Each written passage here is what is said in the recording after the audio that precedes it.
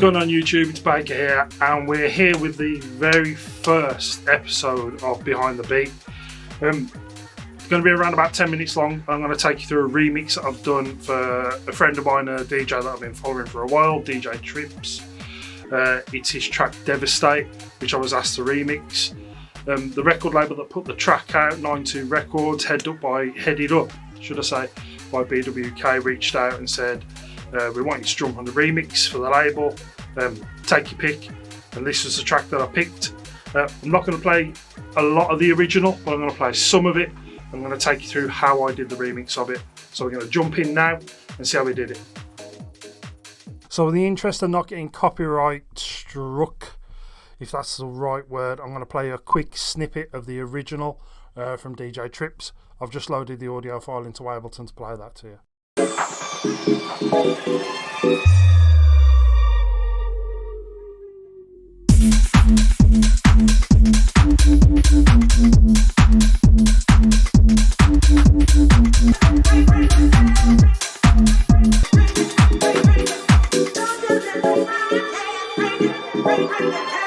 So hopefully that gives you a little bit of a flavour of what the original sounded like and some of the parts I took out of it for this remix. What I'm going to do is I'm going to give you a bit of a flavour on how I usually work through producing a track and making a remix for someone really. I usually go through the stems, which were kindly provided by Trips and BWK, who heads up 92 Records, and made a choice on what I wanted to keep. So what I did is I took the original kick from the original track because I thought the kick was really, really beefy. I kept that, but that was the only part of the drums that I actually kept. What I usually do is I usually group the kick and the bass together so I can process them together, compress them together and get them sounding nice and glued and tight.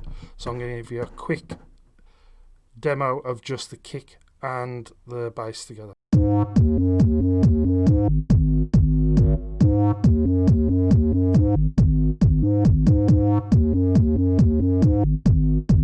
What I also did is I also used another version of that kick, exactly the same kick, but I EQ'd the bottom end right out on the intro part just to make an intro kick, which sounds a little bit like this.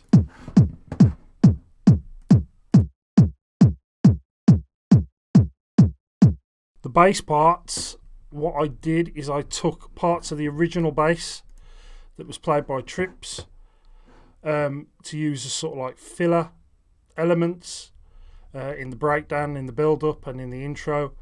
And then I used a bass loop, which I believe I found either off Splice or out of a Scott Diaz pack, just because it worked well.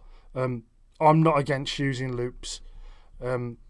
I've heard some people talk about producers just being loop rearrangers. In my opinion, if it sounds good, it sounds good. So I'm going to solo the bass parts now, just so you can hear some of these elements, and then we'll move on to the tops.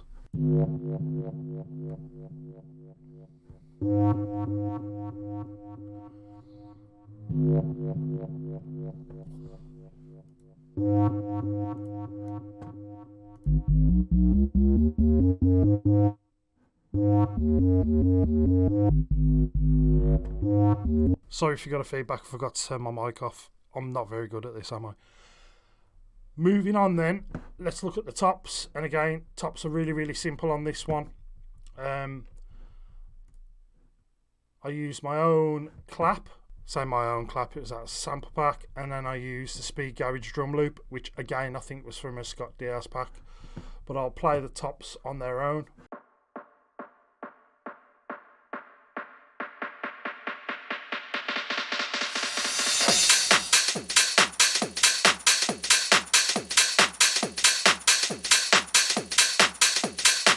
You've then got this section here which comes at the end of the bar, where it's like a filtered down top loop, filtered down top section, which just takes it nicely into the next drop.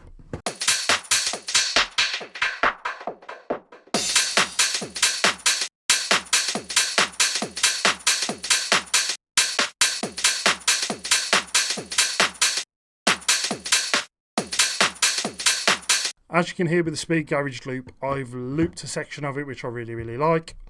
I have processed it just a little bit, taking out a lot of the bottom end, and also using a transient master from Native Instruments just to control the transients and make it a little more shorter and sharper. The clap processing is again very similar. I took a lot of the top end out of the clap. Going back to that kick, this is how I process the kick. I took a lot of the bottom end out of the kick because that's occupied by the speed garage bass line. Removed some of the frequencies around about 5,500 hertz and gave it a bit of a dip as well at 8,000, just to take out some of the higher frequencies within that kick that's occupied by the loop, the hi-hat, the top loop. Processing the kick and the bass together, I use a preset in FabFilter Pro MB, which is from Streaky. He shared this preset on one of his videos, which is called Loosen the Bottom, believe it or believe it not. And what it does is it just tightens up that bottom end, expanding the frequencies where required and contracting them and dipping them when they're also required. So what I'm going to do now is I'm going to solo the kick and the bass and the top loop, just so you can hear the bass and the drums together. And I will leave this Pro MB on so you can see what it's doing.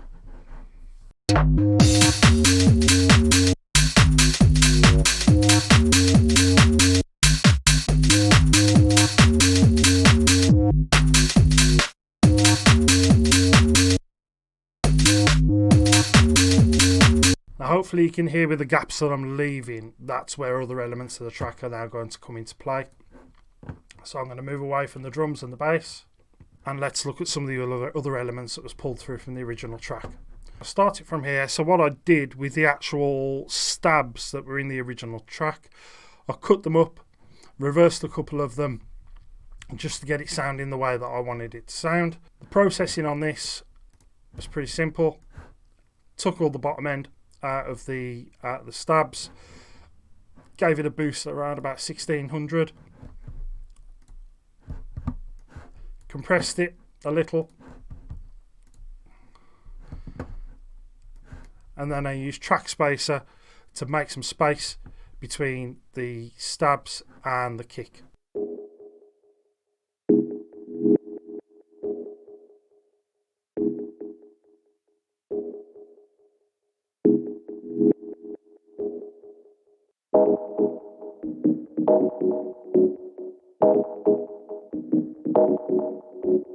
Moving on now to the vocals. So the vocal, as you heard in the original, it's quite choppy, quite stabby. I chose a different direction. I chose to use elements of the vocal all the way through it. So in the intro section, we have it like this.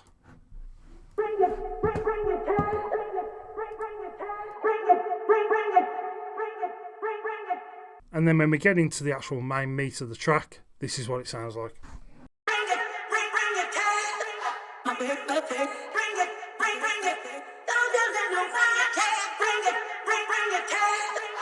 This part in particular I like. We're using exactly the same vocal, and we have it going into a section here where it's hard pan left and right, just to give it a slightly different feel to the original and gear yourself up for the next section of the track. I'll play that now.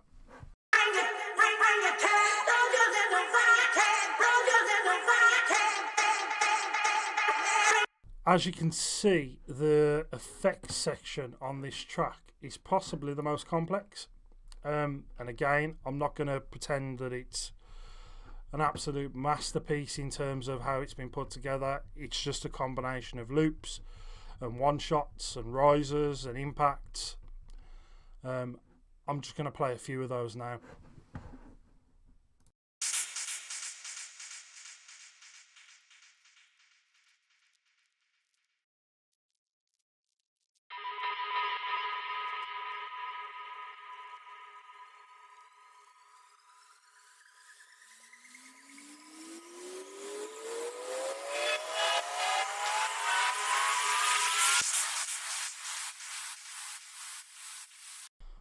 So what I'm going to do now is I'm going to play through the remix I won't say start to finish because this video will go on forever. And as I'm going through it, what I'll do is I'll open up various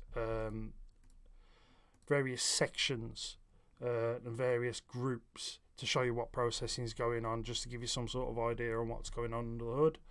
And then we'll talk about the mix and master chain.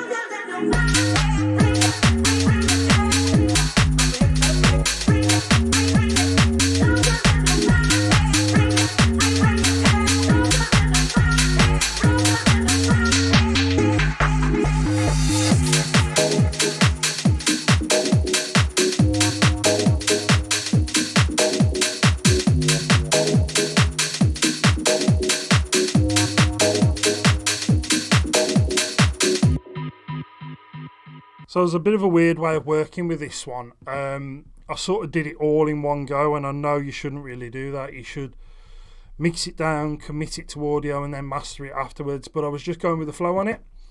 So on the mix bus itself, I've got an EQ. And what I've got is I've got some mid-side EQ going on there, where I've boosted the lows a little bit.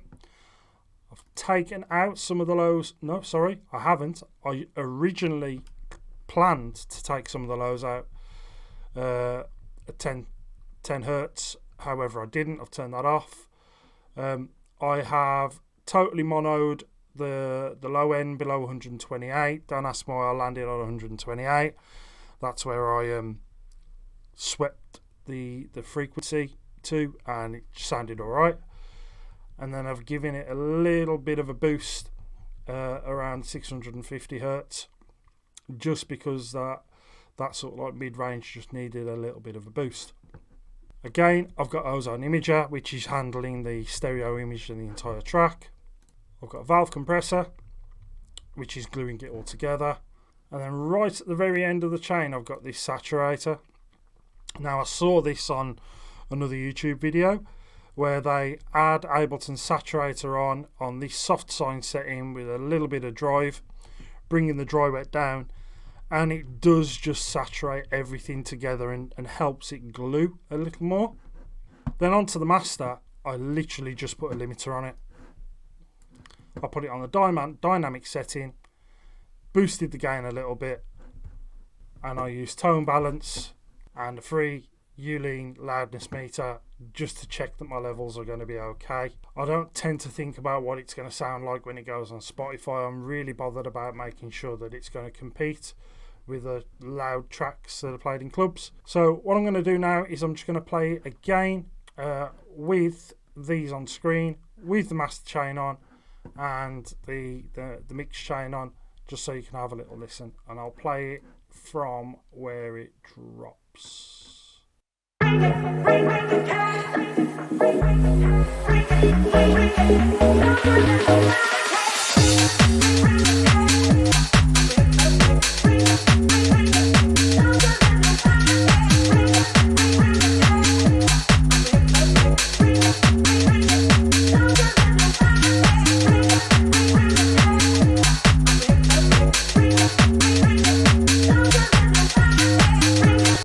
So there you have it. There's episode 1 over and done with. Hope that's given you a little bit of an insight into how the remix was made. The track will be out soon. haven't got an exact date. It's been sent over to the record label, getting the date locked in now. It's going to be part of like a remix EP that's coming out on 92 Records, so be sure to check that out. I'm going to pop a link in the description below to bigboybeatz.com, my Instagram page, and also the Instagram page for 92 Records, where you can check out some UK garage goodness. I've been Baker, hope you've enjoyed this one, and I'll catch you in the next one. Peace.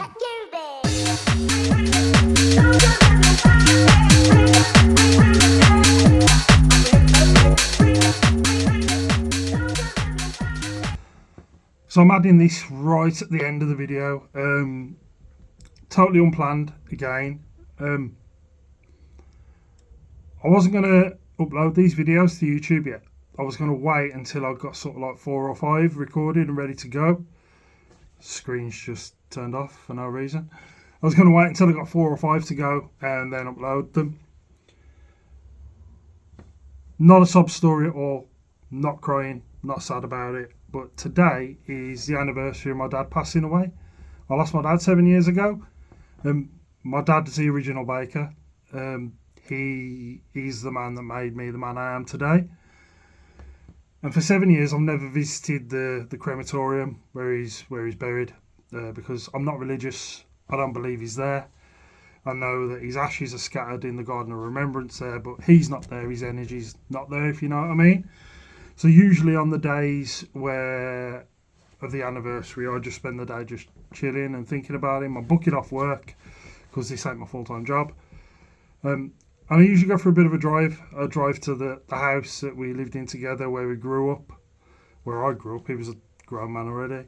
Go to his old flat where he used to live, or apartment if you're in America.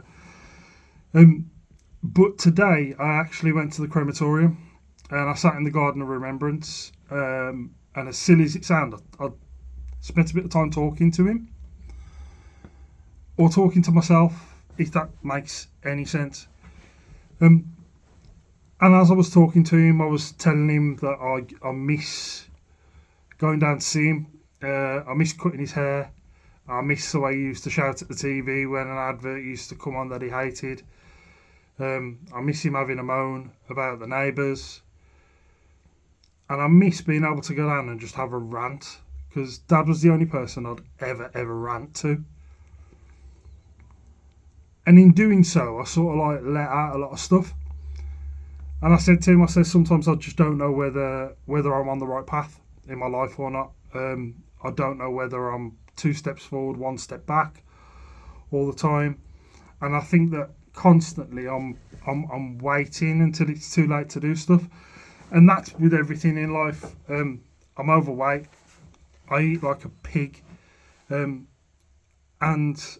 it's probably going to be too late before I realise something bad's going to happen. And that got me thinking about obviously uploading stuff and making steps in my music career. And I suppose the moral of my story today, and what I'm going to try and do, just as an afterthought to all of these videos, for anyone that sits it out to the end, is make it my sort of like mantra in life not to wait until it's too late. So these videos are going to be uploaded. There's got the first episode, which gives you an insight into Bigboybeatz and Baker as a producer. You've got this episode that's going out, which is on the remix. And then I'm just going to try and ride the wave, and I'm going to try and stay on top of making content. Because if I don't release them now, it might be too late. So here's my message. Don't wait until it's too late. Just do it now. See you later.